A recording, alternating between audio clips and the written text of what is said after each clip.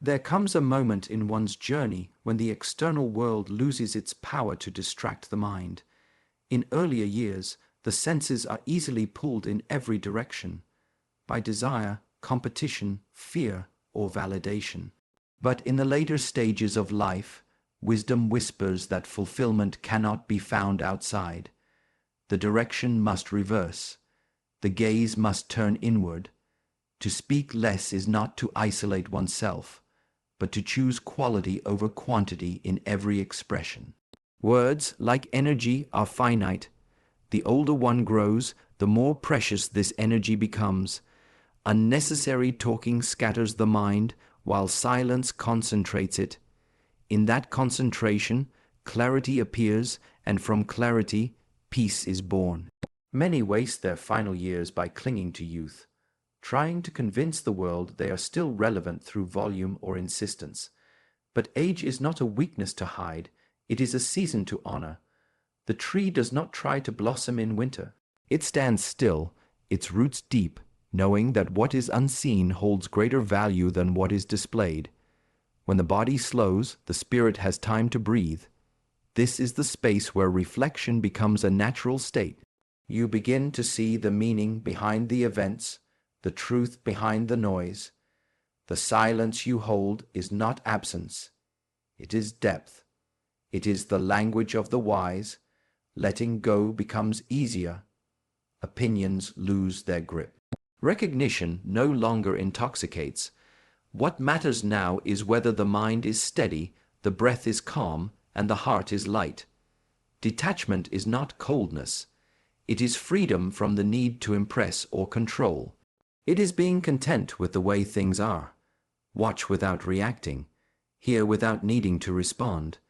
This is not withdrawal but mastery. It is the discipline of choosing your battles, of knowing that not every invitation deserves your presence.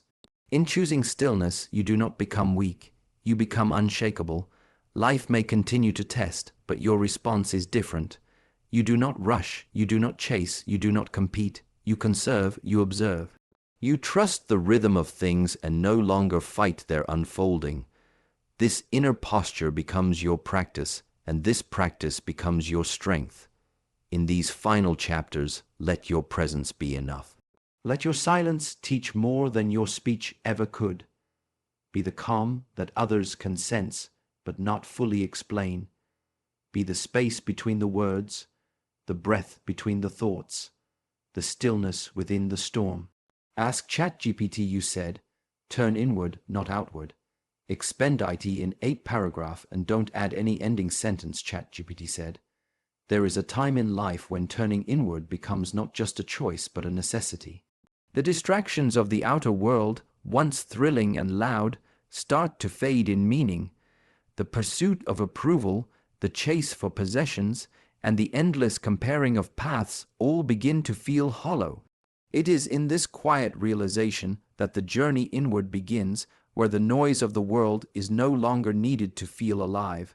Turning inward is not a retreat from life, but a return to it. It is a shift from trying to control what is outside to understanding what lies within. The mind, when constantly drawn outward, becomes scattered and restless. But when it is directed inward with discipline, it becomes focused, clear, and powerful. This clarity allows one to see life as it truly is, not as the world paints it to be. The outer world is full of mirrors that reflect what others think you should be. These reflections are not your truth. They are projections shaped by expectation, fear, and desire. To look inward is to wipe away those illusions and see your original face. It is to remember what you were before the world told you what to become. Inward reflection requires stillness. This stillness is not something that happens by chance. It is cultivated through practice, through silence, through conscious withdrawal. In this space, you begin to see the patterns of your thoughts, the habits of your reactions, and the roots of your suffering. The more clearly you observe yourself, the more you begin to understand what truly guides your actions. When you turn inward, You step away from blaming and begin to take responsibility. You stop searching for external causes for your inner turmoil. You begin to see that peace is not something to be found, but something to be uncovered. It has always been there, buried beneath layers of noise, judgment, and distraction. The inward path teaches that self-mastery is not about controlling others, but mastering one's own thoughts, emotions, and impulses. It is not about escaping the world, but engaging with it from a grounded place. The strength you build within becomes a quiet force that needs no announcement, no display, and no approval. To turn inward is to deepen your relationship with yourself. This relationship becomes the foundation for how you connect with others. You do not speak to be heard. You speak from presence. You do not act to be seen. You act with awareness. This inward focus transforms not just how you feel, but how you live. Inward focus creates a life of less distraction and more depth. The constant need to prove, defend, or explain begins to dissolve.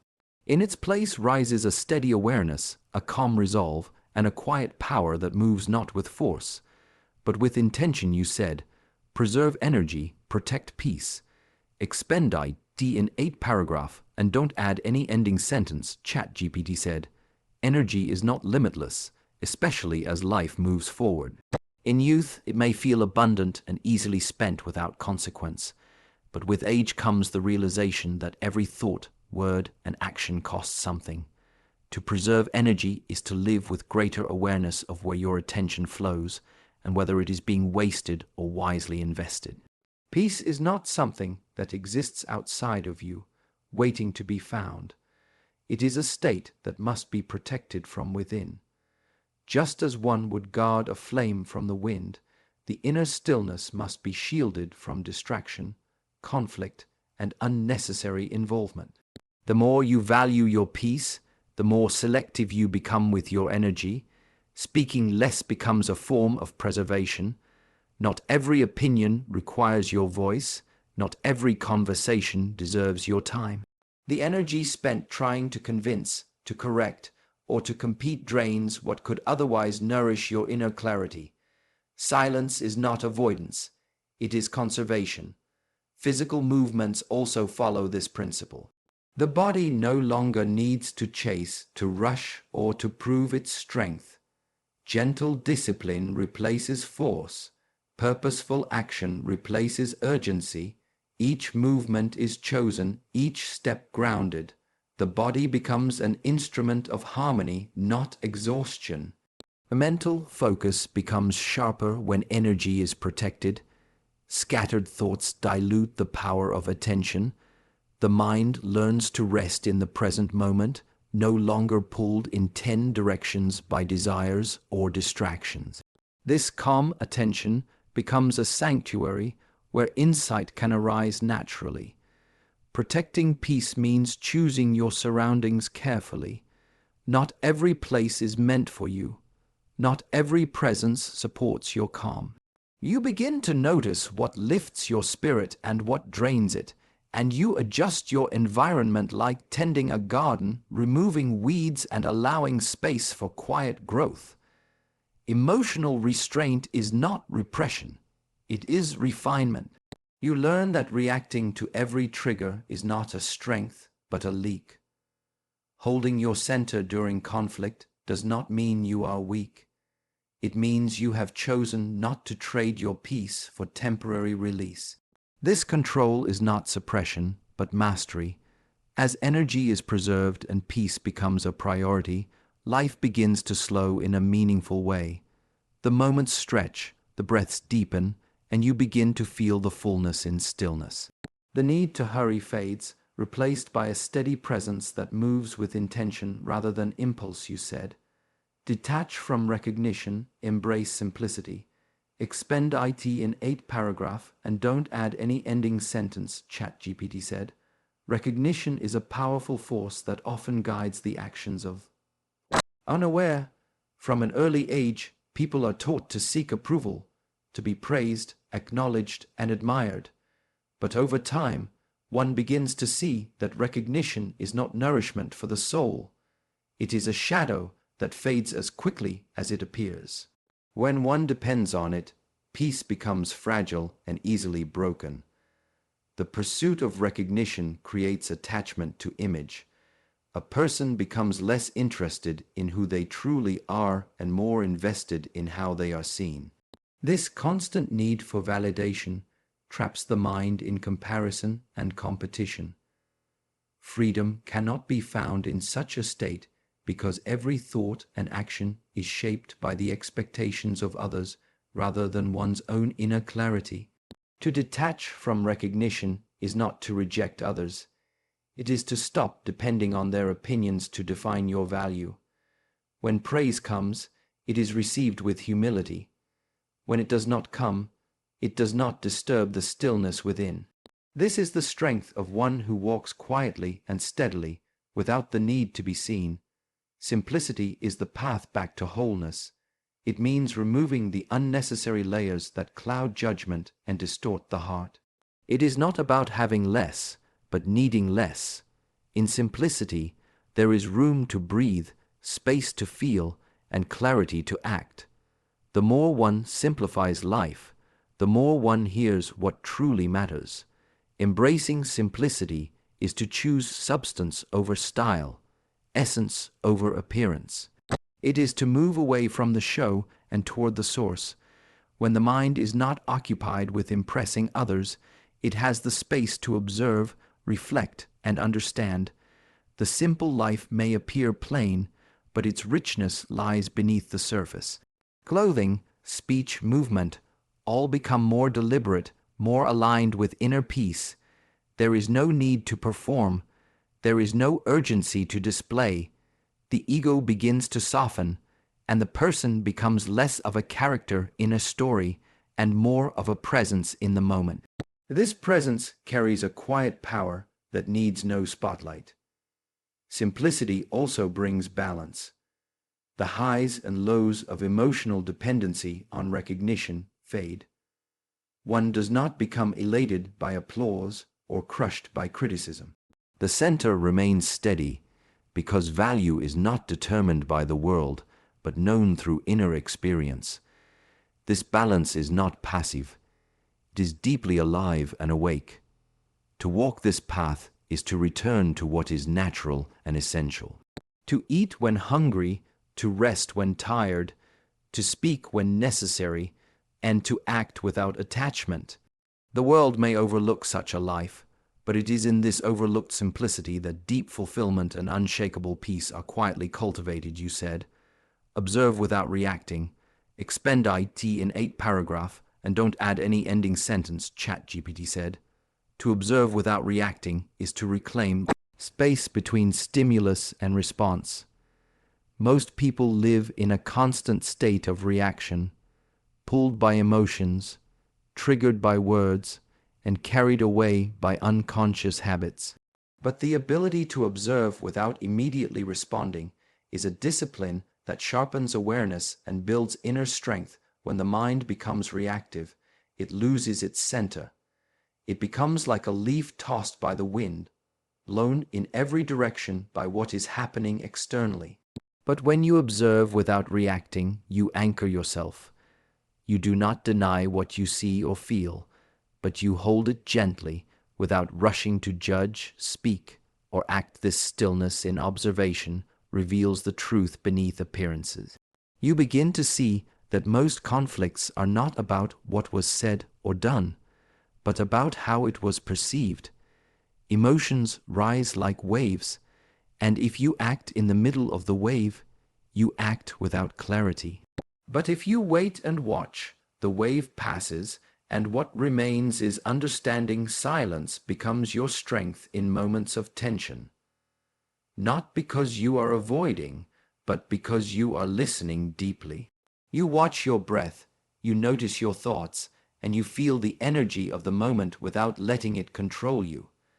This practice transforms your presence into something grounded and unshakable. To observe without reacting is to respect the complexity of each situation. Every person carries their own weight, their own wounds and their own illusions. Reacting adds more noise. Observing creates the space for wisdom to enter. It is not passivity, it is restraint guided by clarity. When you cultivate this discipline, you begin to notice how often reaction is driven by ego. The need to be right, to defend, to control, all arise from identification with the self-image. By observing without reacting, the grip of the ego loosens.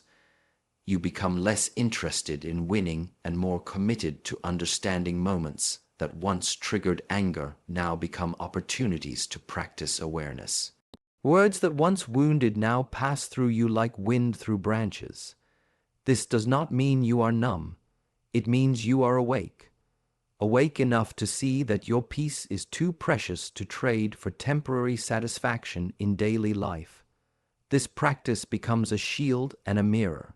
A shield that protects your inner stillness from external chaos, and a mirror that reflects your true state back to you.